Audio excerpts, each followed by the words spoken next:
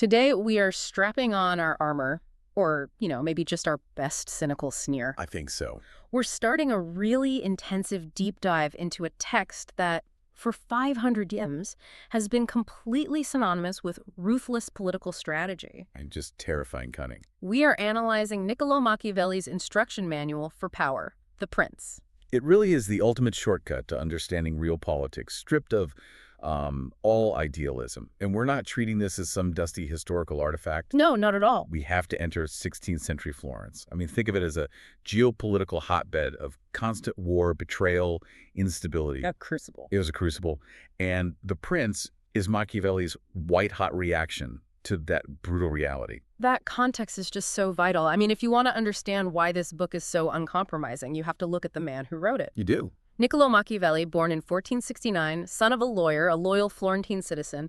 He spent his early years watching the splendor of the Medici, but then they were exiled in 1494. And that's when he found his true calling. Public service under the new republic. Right. For 18 crucial years, this guy was not a philosopher sitting in a library. He was a political operator. On the ground. He was chancellor, secretary to the second chancery.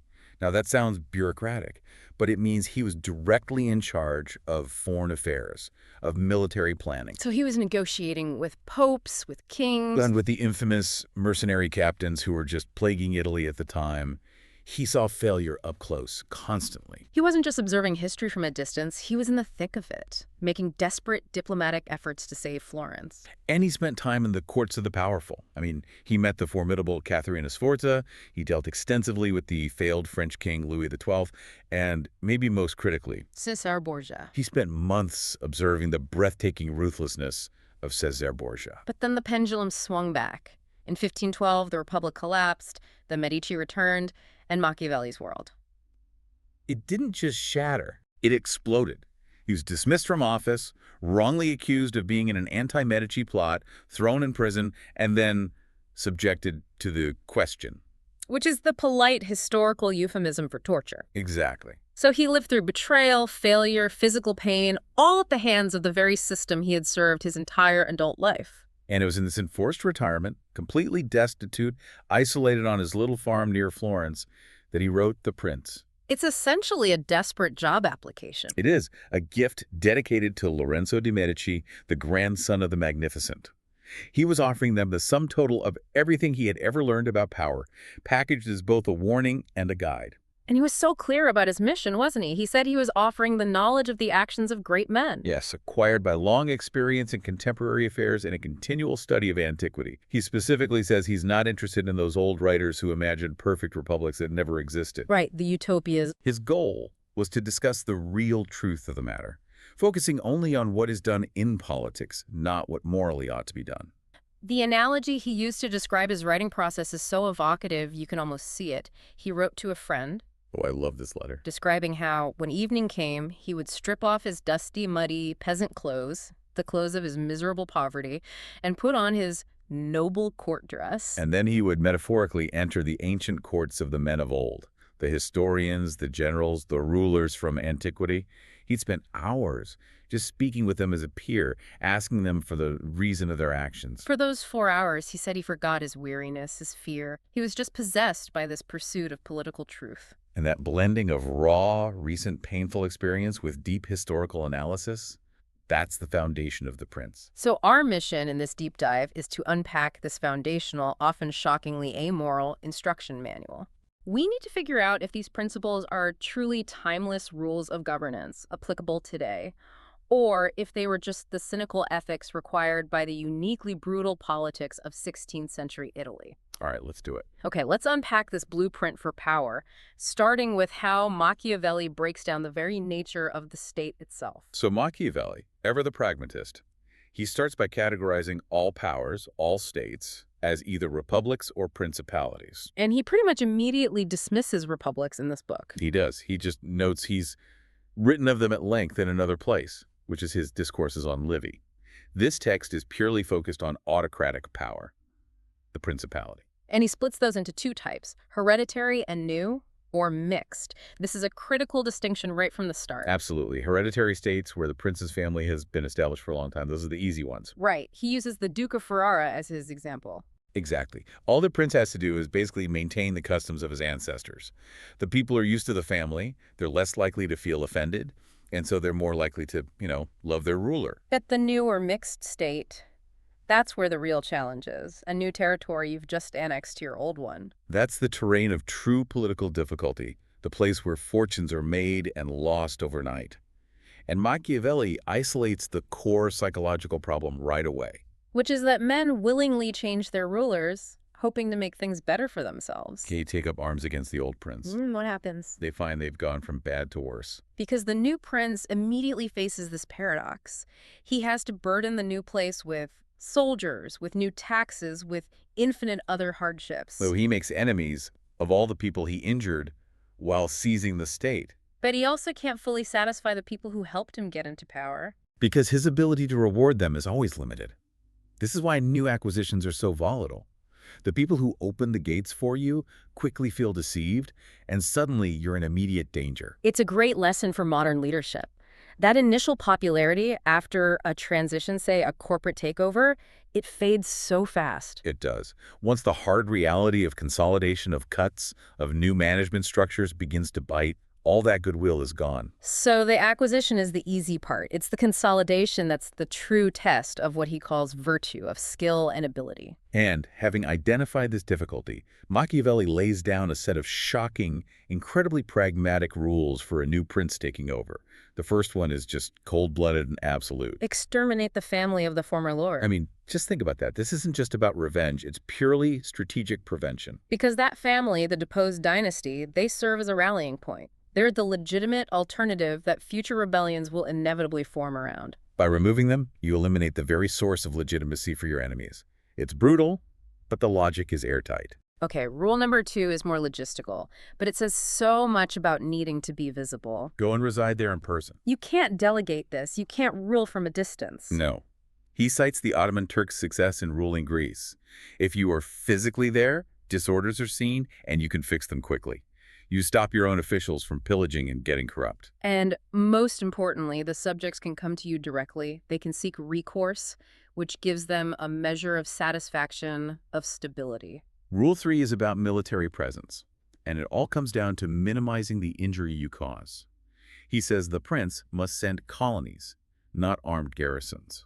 What's the logic there? Colonies are cheap. They only injure the few people whose land and houses are taken for the new colonists, and those colonists are loyal to you. Whereas Garrisons are ruinously expensive, and they injure the entire state with their presence, their demands, their behavior. And this is where we get one of his most famous and certainly most chilling insights, the one that really defines his whole approach to political violence.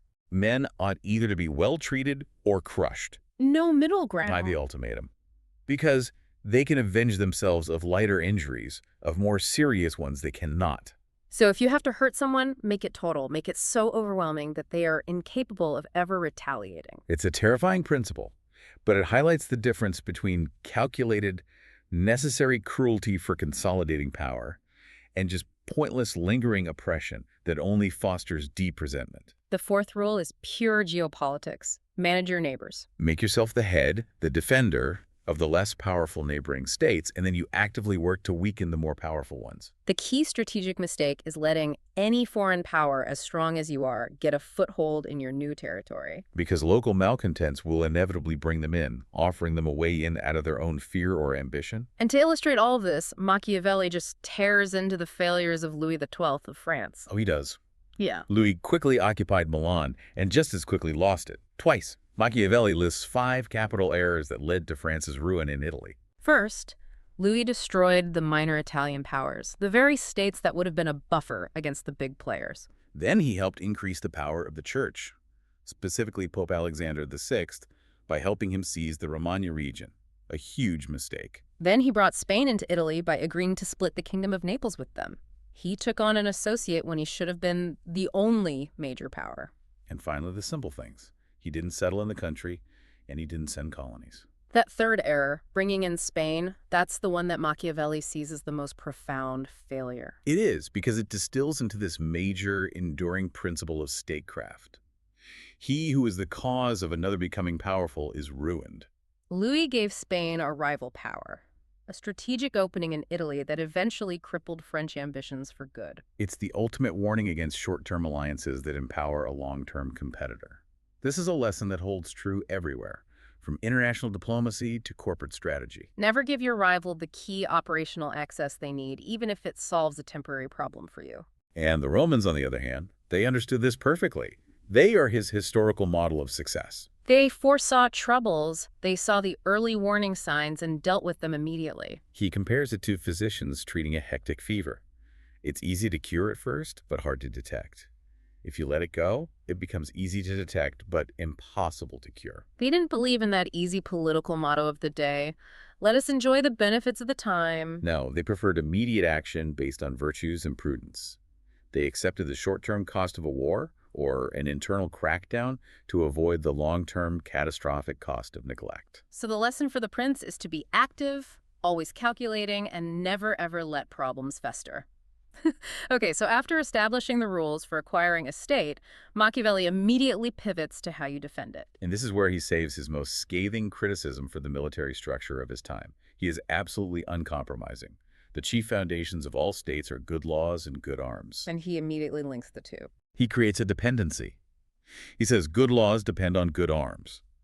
As there cannot be good laws where the state is not well armed, it follows that where they are well armed, they have good laws. So the military becomes the prince's #1 focus. Everything else flows from that. And you can feel his anger here.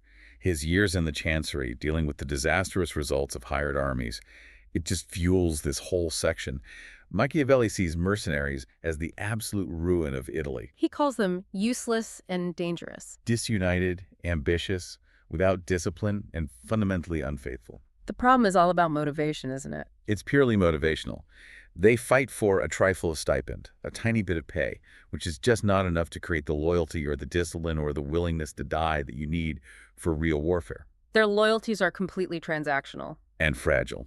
In peacetime, Machiavelli says, the prince gets robbed by his own mercenary captains through corruption. In wartime, the prince just gets robbed by the enemy because the mercenaries run away. The ultimate proof of this was the invasion of Charles VIII of France.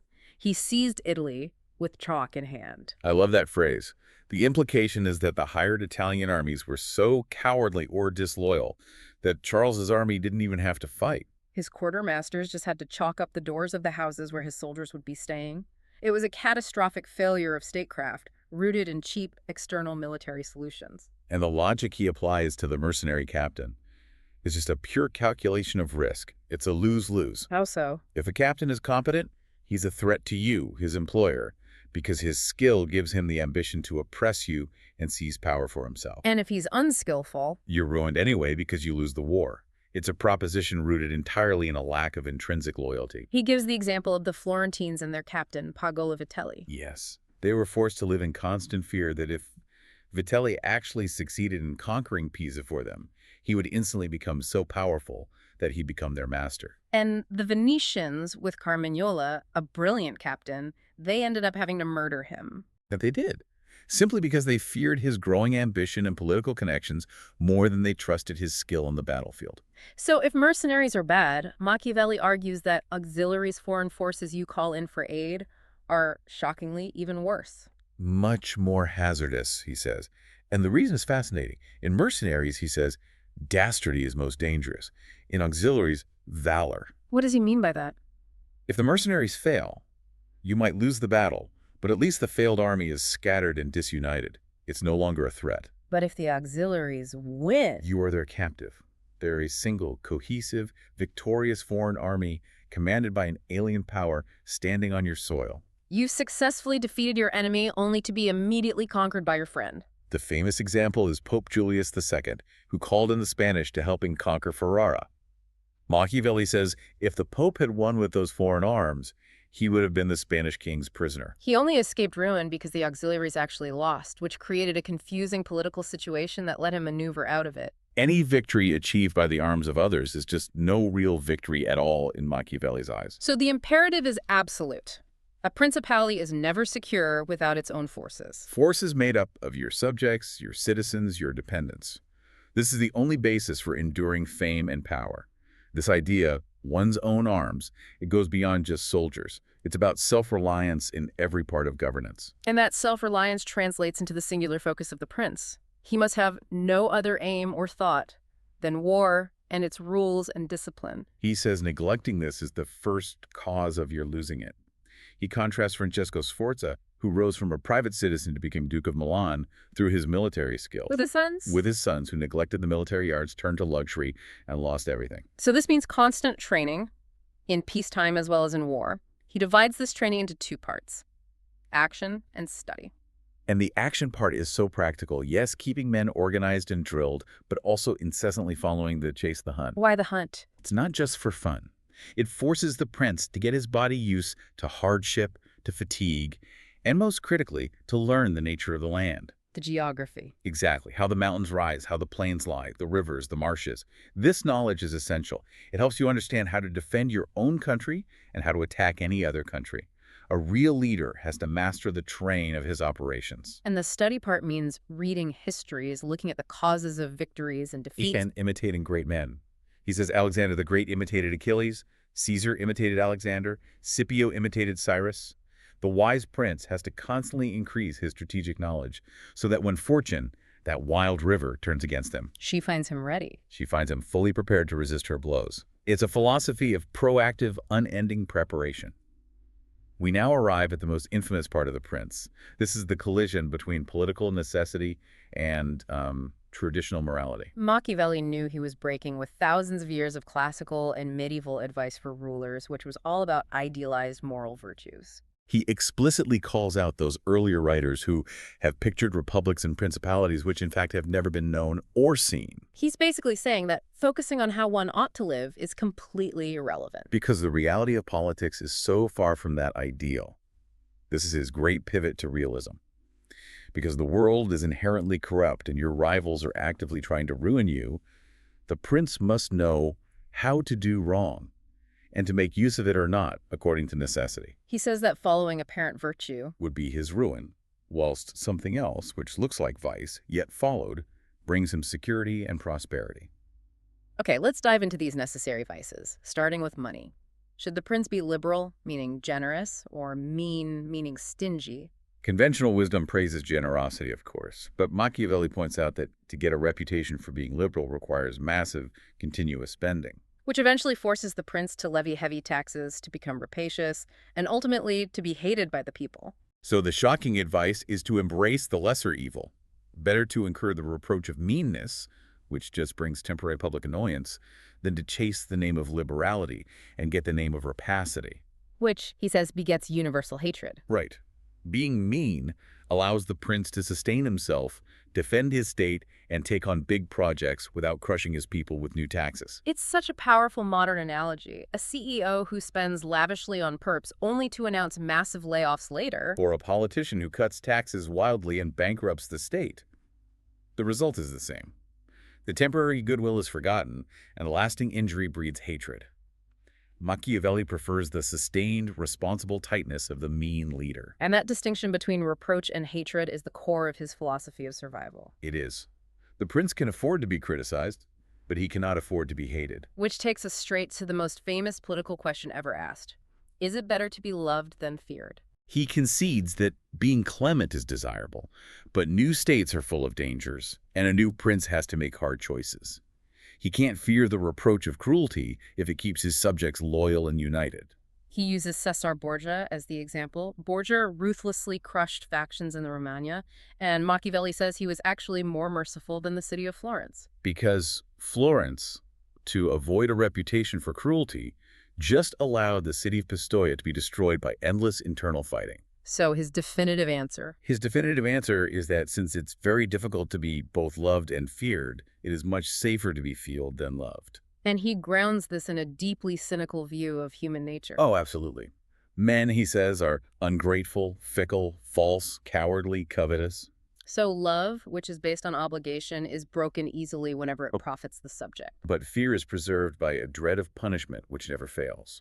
But, and this is the critical distinction, the one people always forget when they quote him, the prince must inspire fear, but he has to avoid hatred. That is the red line. So how do you avoid being hated? By completely abstaining from two things. The property And the women of his subjects. That's it. And he famously states that men forget the death of their father sooner than the loss of their patrimony, their inheritance, their assets. That insight is so profound. Financial injury isn't abstract, it's personal, it's enduring. It affects your ability to live, to sustain your family. When a government or a corporation seizes your assets or raises taxes to unbearable levels, that injury is felt constantly. It creates a hatred that lasts for generations. Whereas the death of a relative, while tragic, can eventually be processed. So, rule 1, never touch the money. Now, when a prince is commanding an army, the rules change completely. A reputation for cruelty is suddenly absolutely necessary to keep a huge number of soldiers united and disciplined. And he contrasts Hannibal with Scipio. Exactly. Hannibal's enormous, diverse army, campaigning for years in foreign lands, it never had a revolt. Yeah. Why? Because of his inhuman cruelty. He was revered and terrible, and that iron discipline kept the army together. Scipio, on the other hand, was famous for his too great forbearance, his excessive clemency. Which led to his army rebelling in Spain. Scipio's virtue was his ruin. Hannibal's strategic vice was his salvation. It just underlines the core message. The effectiveness of equality depends entirely on the circumstances. Okay, finally we get to the most scandalous ethical dilemma. Keeping faith.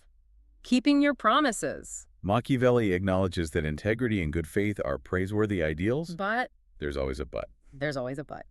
He observes that historically great princes have achieved much by holding good faith of little account, by using cunning to get around people's intellect. And this is where he introduces the famous analogy of the two beasts.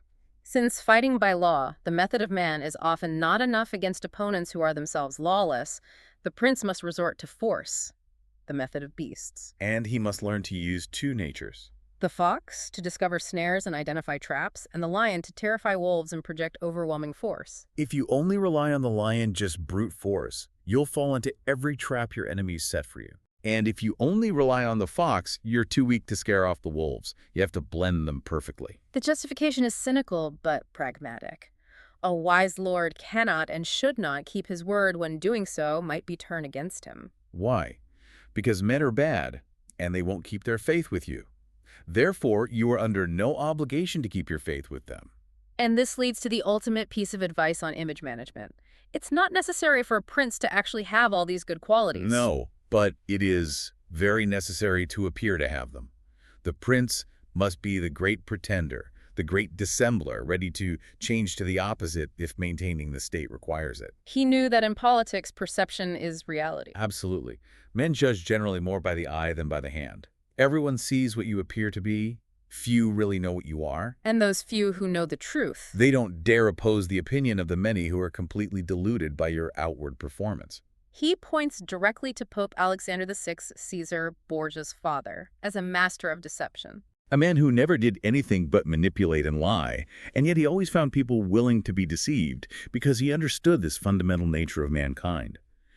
It's a chilling reminder that in high-stakes leadership, image and controlled deception are often more effective tools than genuine virtue. So, to really drive home these points on strategic cruelty and deception, Machiavelli relies heavily on the historical figures he knew personally. And the number one example, the one he holds up as the near-perfect model for a new prince, is Caesar Borgia, the Duke Valentino. Borgia acquired his state through the arms and fortune of others. His father, Pope Alexander VI, but then he tried to secure his position entirely by his own political and military ability, his virtue. Machiavelli just admired his strategic clarity and his iron will. So Borgia's first step was consolidating the chaotic region of the Romagna. It was plagued by petty violence, robbery, feuds. To bring order swiftly, he installed a swift and cruel man named Messer Ramiro d'Orco. And he gave him the fullest, almost autocratic power. Ramiro, brutally but effectively, restored peace and obedience. But in the process, he incurred immense public hatred because of his severity. And here is the masterstroke of cunning that Machiavelli holds up for admiration, even if we, recoil from the act itself. Borgia knew that he would become hated if he took the blame for Ramiro's necessary cruelty. So, to clear himself in the minds of the people, he had Ramiro executed dramatically. One morning, Ramiro was just left on the piazza at Cesena, cut into two pieces with a block and a bloody knife at his side. The sheer brutality of that spectacle, it simultaneously satisfied the people who saw the cruel minister punished. And it absolutely dismayed them. They saw the Duke's terrifying capacity for ruthlessness. Borgia took all the credit for the peace and deflected all the hatred for the cruelty onto the dead man. He perfectly executed the principle. Inflict all your necessary injuries at one stroke, and then make sure the people receive the benefits from your hand, slowly, over time. Borgia then went on to crush his enemies, win over Roman gentlemen with pay and honors, and acquire so much power he was about to rely solely on his own forces. And Machiavelli insists that only the extraordinary and extreme malignity of fortune, the simultaneous death of his father, the Pope, and his own sudden debilitating sickness prevented him from establishing an enduring state. That sickness, at the exact same moment as the Pope's death, left Borgia politically paralyzed just when the power structure of Italy was being reset. And his single ruinous mistake was political, not military. He consented to the election of Pope Julius II. A cardinal whom Borgia had previously injured and who was a known enemy. And Machiavelli uses this failure as a powerful warning. He says, "He who believes that new benefits will cause great personages to forget old injuries is deceived." Borgia gave his enemy the ultimate position of power, hoping the new job title would temper their old animosity. It didn't. Julius II immediately moved to destroy him. Another stark example that illustrates the correct timing of cruelty is Oliverado da Fermo. Oliverado seized his city not through foreign aid, but by inviting his uncle and all the city chiefs to a solemn banquet. And having his soldiers slaughter them when they retired to a private chamber. A bloodbath at the dinner table. Machiavelli uses this horror show to emphasize that the successful usurper must inflict all necessary injuries at one stroke so as not to have to repeat them daily. Oliverado quickly established order with new laws. The alternative is a disaster. Those who multiply their severities over time are always compelled to keep the knife in their hand. They live in constant danger, unable to rely on their subjects. Oliverado held his state securely for a year because he was effective, rapid, and total in his initial cruelty until he was eventually taken and strangled by Borgia himself. The lesson is that while that initial cruelty might be necessary, it has to be administered like a painful surgery. Quick and conclusive, followed by a long, slow recovery period where you hand out benefits. Beyond these ruthless schemers, Machiavelli offers this extensive narrative on a pure military genius, Castruccio Castracani of Lucca. This is to illustrate a prince who rose purely through ability, his virtue, not through fortune. Castruccio was an abandoned orphan who rose through sheer martial skill to become Lord of Lucca, Prince of Pisa, and Senator of Rome. His military prowess was legendary. Machiavelli details his decisive victory over the Florentines at Serravalle. The Florentines had 30,000 soldiers. Against Castruccio's 12,000, a staggering numerical disadvantage. But Castruccio used the terrain, the narrow pass, to his advantage. He attacked in a way that ensured the Florentine force became just a tangled mess, immobile, unable to actually use their superior numbers. He conquered them, Machiavelli concludes, more by their unfortunate position than by the valor of their enemy. And that highlights the strategic genius Machiavelli demands. Understanding the environment, the logistics, exploiting the specific weaknesses of your enemy, not just relying on brute force. Castruccio was also famous for his pragmatic ethics. He used to say he was willing to overcome by fraud those whom he desired to subdue, because he was wont to say that it was the victory that brought the glory, not the methods of achieving it. So Castruccio was the embodiment of the idea that strategy and effectiveness, virtue, mattered above all else. And yet, even this paragon of ability was subject to fate. After celebrating his final great victory, he was drenched by rain, caught a chill, and just died suddenly. And his successor, Pagolo Guinigi, quickly lost the entire state.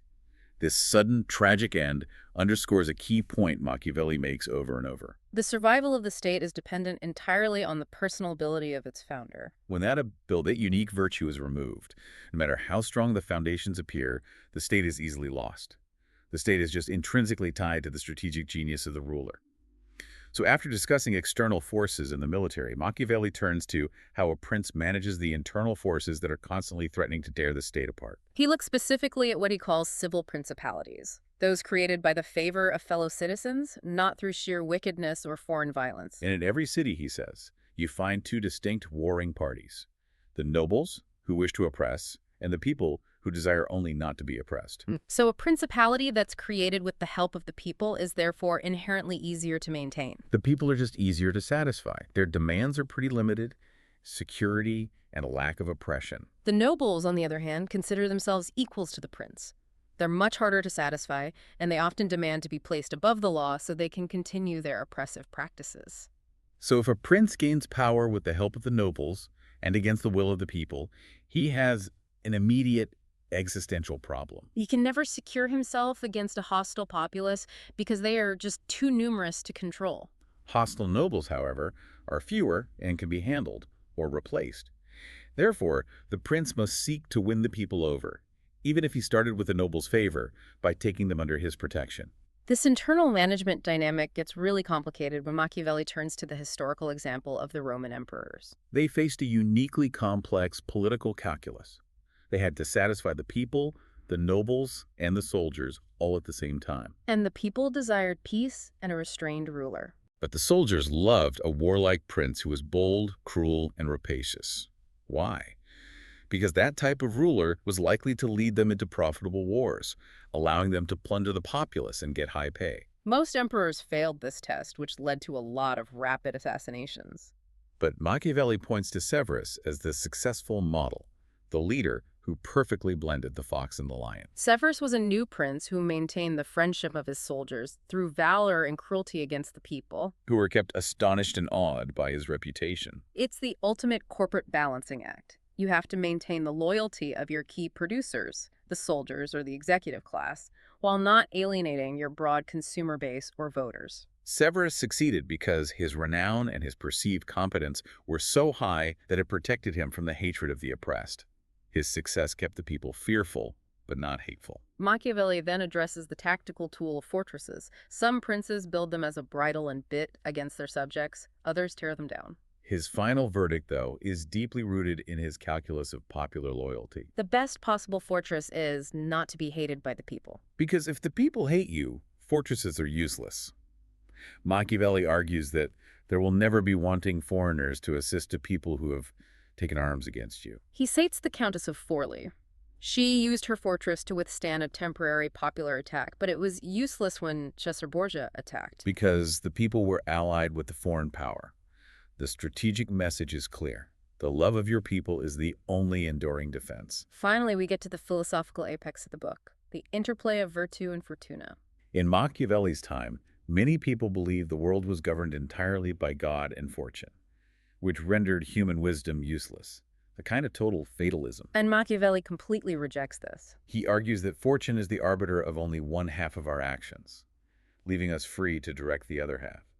He grants that fate plays a huge role, but he insists that ability, strategic foresight, and action are equally powerful forces. He compares fortune to a raging river. Yes, when the river is in flood, its violence can't be stopped. But men, in fair weather, can prepare with defenses and barriers so that when it rises again, the waters pass away less dangerously. So virtue, strategic ability, and force of will is the construction of those barriers. Exactly. It emphasizes the need for consistent preparedness. A leader has to direct his actions according to the spirit of the times. The crucial factor for success is the alignment between the ruler's inherent disposition and the demands of the moment. So the naturally cautious man is ruined when the times demand boldness. Pope Julius II is the perfect example of this alignment.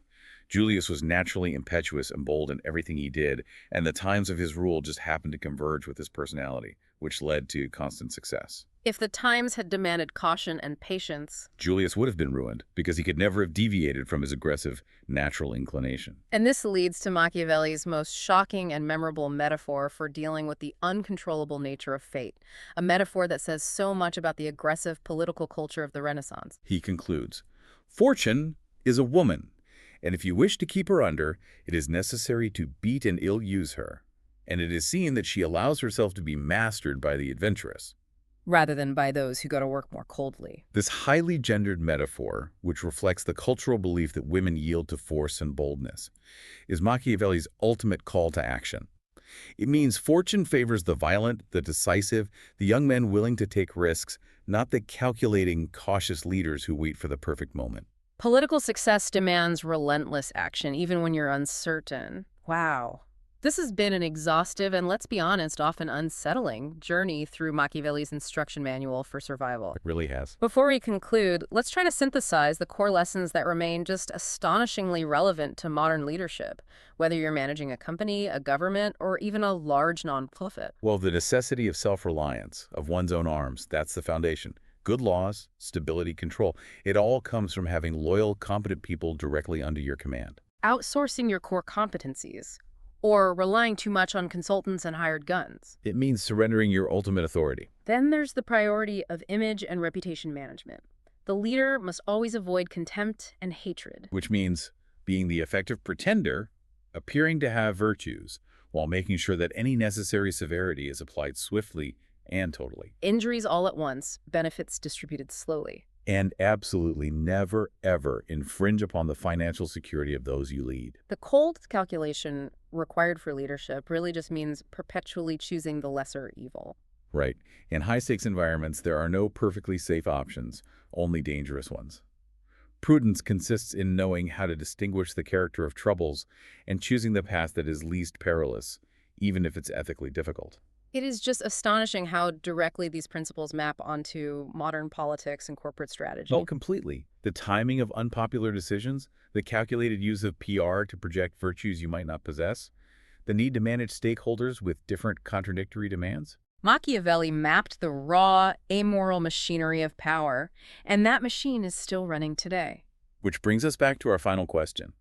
Was Niccolò Machiavelli a villain, or was he merely the world's most acute realist? His name acquired a worldwide and evil signification. I mean, Machiavellian is still a synonym for sinister manipulation. And yet he himself argued that while crimes may win an empire, they do not win glory. Which seems to suggest that while a prince must know how to do evil to survive in a chaotic and corrupt world, that path doesn't lead to historical esteem or honor. He was simply laying bare the ugly truth of power, writing for those who wanted to succeed in the real world, not in some imagined utopia. So if we accept that Machiavelli was just holding up a mirror to the enduring power dynamics of human nature, the tendency to deceive, the selfishness of ambition, the fragility of love, then the true lesson may not be how to use his instructions to oppress, but that understanding the machine is necessary to guard against its mechanisms. So now that you know the blueprint, now that you've been inside the ancient courts of the men of old, what power structure in your own life operates by these dark, enduring rules?